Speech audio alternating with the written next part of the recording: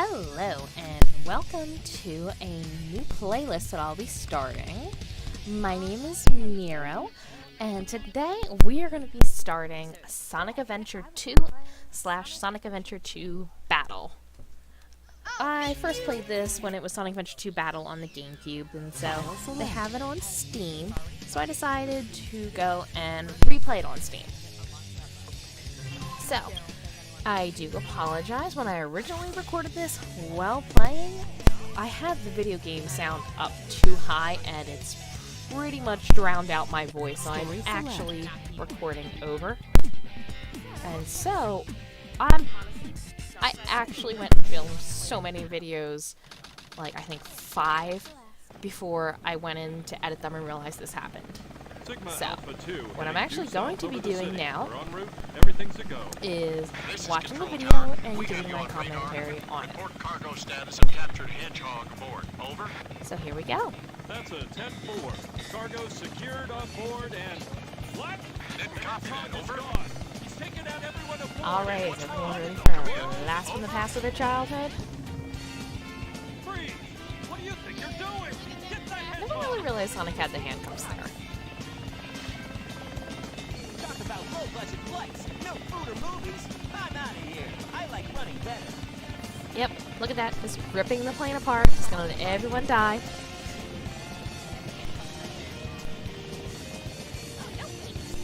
But still one of the most iconic levels from this game, and it was very fun replaying it. Except, oh my god, the joystick on my controller. Like, look at this. It just, I had such a hard time when I first started.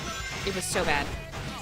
Like, I'm just flopping back and forth, couldn't even get on. Now granted, also super out of practice. Like, I haven't played this game in forever. So, I'm gonna be pretty bad at this for a while. It was actually rather upsetting that I wasn't immediately amazing at it still. Which, you know, is a bit silly, but still. Not to mention, it is a different controller, different system. It's not gonna play as well, but as you can see here, I'm just fishtailing back and forth with this board. And then just playing around, getting used to it. And during this video, I decided, because I definitely do want to record also what I do in Chow Garden, but I don't want the whole video with me going through the levels and playing and then be interrupted with a ton of Chow time. So what I decided to do is that after every game, when I get to the Chow Garden, you know, I'm just going to give the Chow all the stuff I got from the level and call it that. Once I actually play through the game, then I'll be spending a lot more time on Chow Garden and actually raising the Chows, because honestly, when I look back at this game, that was the best part. Like, the Chow Garden was amazing. It was just, you got to be all the different characters. Like, Tail was out of his mech suit. You could be Eggman out of his mech suit. Not that I don't know. None of my friends wanted to do it. We were either always, they were always Shadow or Sonic or Knuckles, and I was always Rouge and Rose. Matter of fact, it was kind of fun when we all played through together. I got all of Rouge's treasure hunting missions because both my friends hated it. I had to split up Knuckles with a friend because that was his favorite character. But the one friend got all of Shadow and Sonic's missions. And so, yeah, we just kind of split up Eggman and Tails. But this game was so much fun. So, as here I am going through, I'm going to be very disappointed a bit when I realize that I get spoilers, I get a C rank on this level. Like, it's pretty bad. But also, during my original recordings, I had such a hard time talking because I immediately just started listening to the music and just falling for it all over again. Like, It's still great, and it still holds up even to this day. Like, love it. Love it, love it, love it. And it's actually kind of a good thing that I'm redoing the audio, because originally I had my boyfriend in the room, and he was on his computer talking on Discord, and some of what he was saying could be heard in the background. So, nice clean audio now. Much better. Here's the truck. So I never realized before, the actual back of this truck, the gun truck, is just one of the strengthened containers. Yeah, obviously can't break it open or anything, but I just thought that was pretty neat. Because, you know, you're always just focused on the front.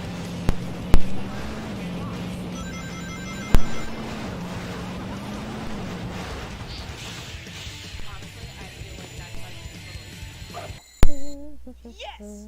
Alright, so let's see. 4 minutes, 6,000.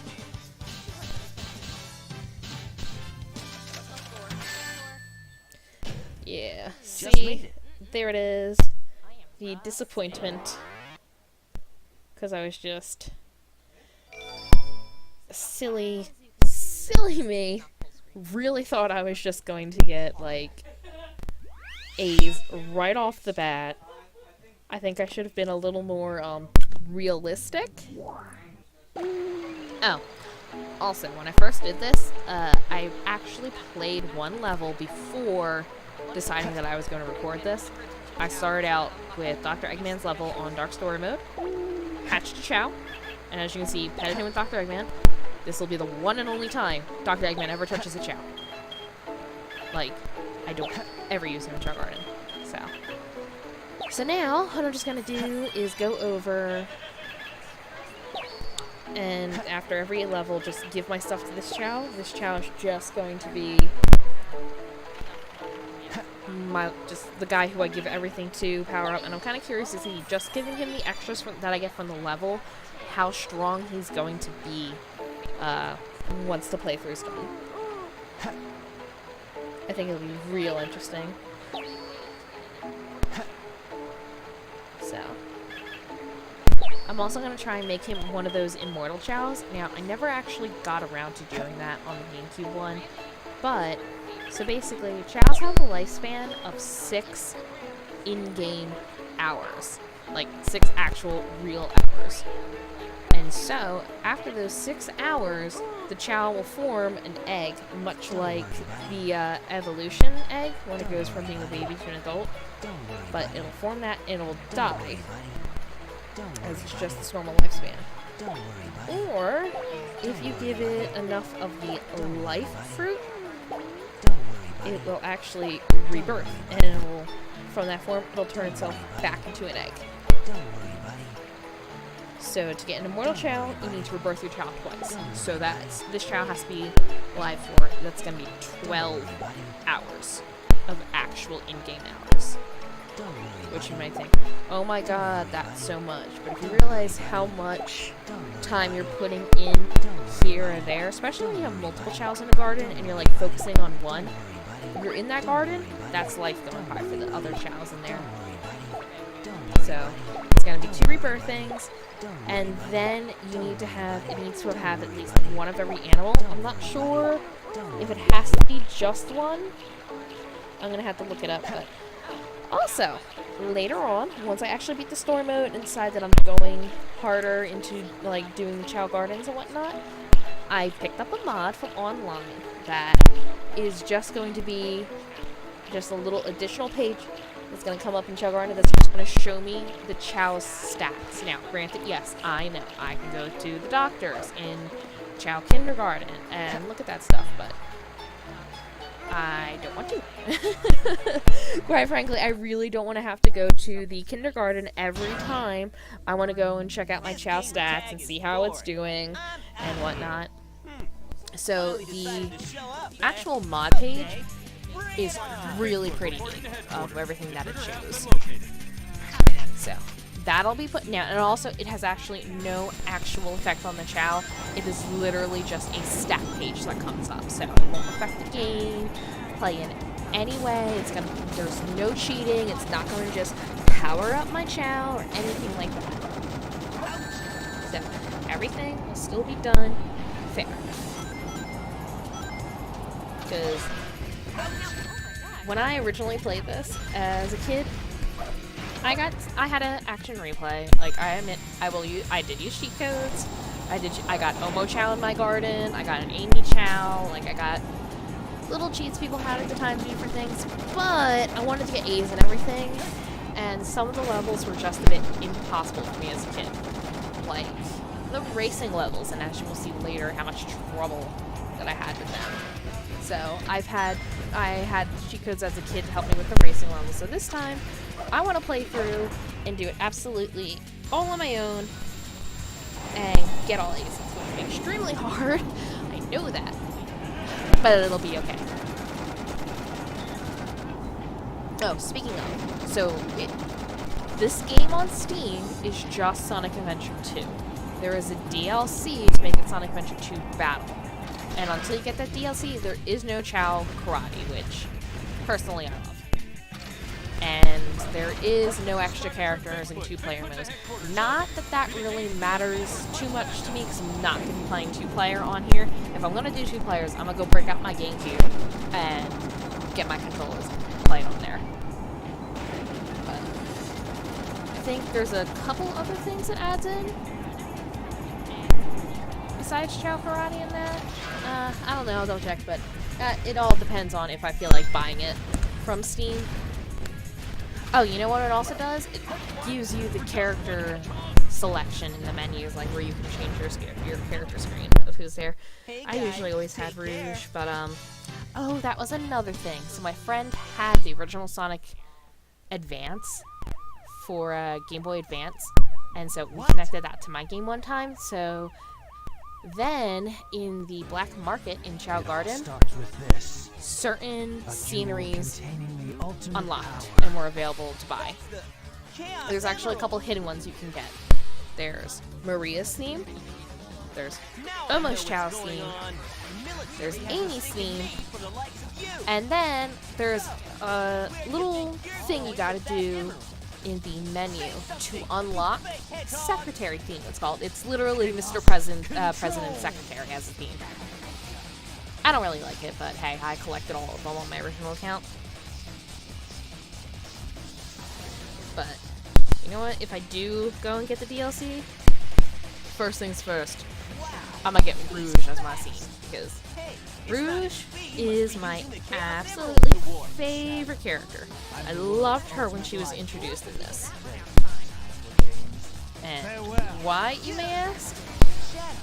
Well, I had a thing back when I was younger where I was kind of upset that there weren't really a lot of girl characters. And I just remember I liked Amy, but Amy wasn't that big of a deal for me. Like, I immediately fell in love with Rouge, and I mean, she's a jewel thief. She's pink, but she's not like all girly girl. Although, yeah, she does have makeup and whatnot. But, and then also, not to mention, I did fall in love with Blaze as soon as I saw her. And I even thought Blaze was gonna be my new fave, but nah, Rouge takes it. What the?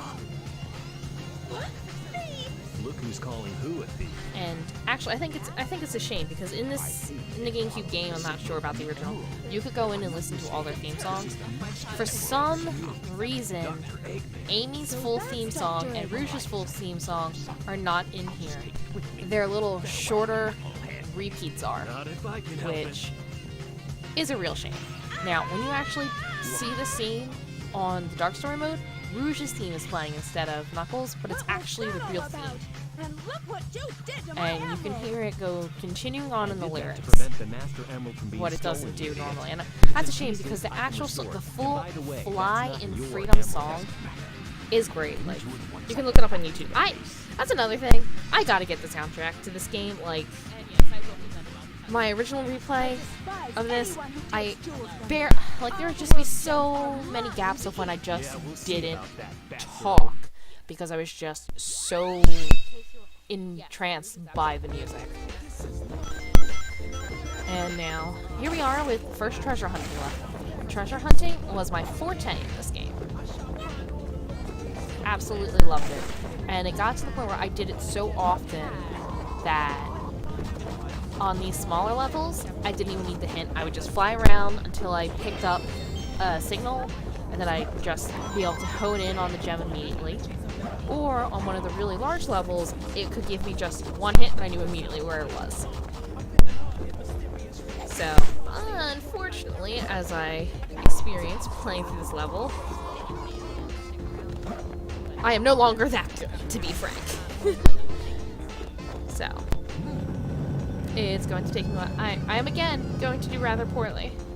I mean, but not to mention, starting over, I have none of the upgrades, and so I'm just starting blank, and once I get some more of the things, it'll be better. Like right now, I don't even have Knuckles' digging claws.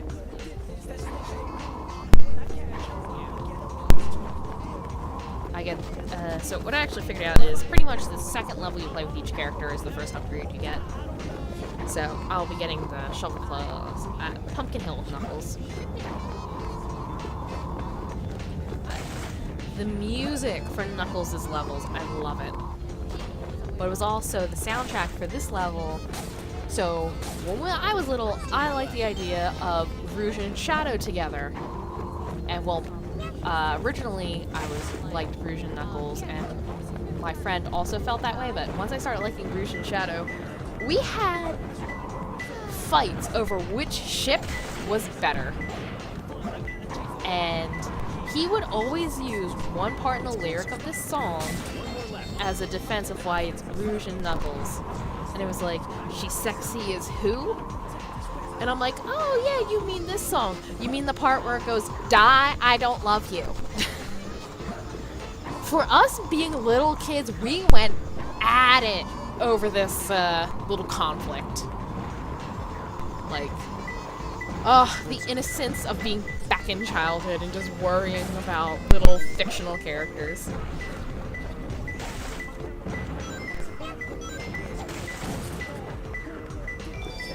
This level definitely took me longer than I thought it would. Matter of fact, I got frustrated at one point and just started to go back to some levels, which you will see later. I gotta figure out how to speed up the clip, because sometimes I just have to keep restarting, especially on the ones where you gotta collect 100 rings, because as soon as you get hit, you're pretty much screwed.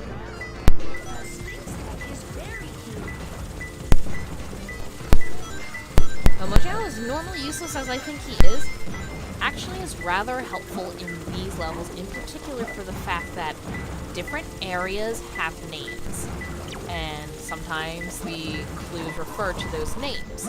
So if you actually listen to Omochow when he tells you the names of areas, you start remembering them, and so when you get a clue, that's how you can start remembering where things are on the first clue. Because once you know the name of the area, you know exactly where you should be going.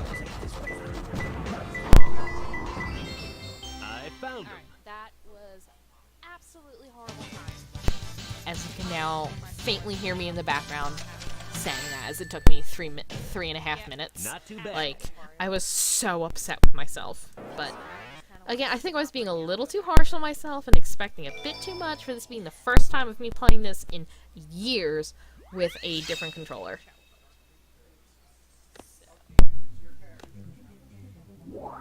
But, Chow Garden.